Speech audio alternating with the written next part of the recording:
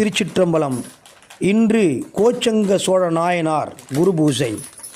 63 நாயன்மார்களில் ஒருவரான கோச்சங்க சோழ நாயனார் முற்பிறவியில் சிலந்தியாக இருந்து சிவபெருமான் அருள் பெற்று மறுபிறவியில் சோழ மன்னனாக அவதரித்தார்.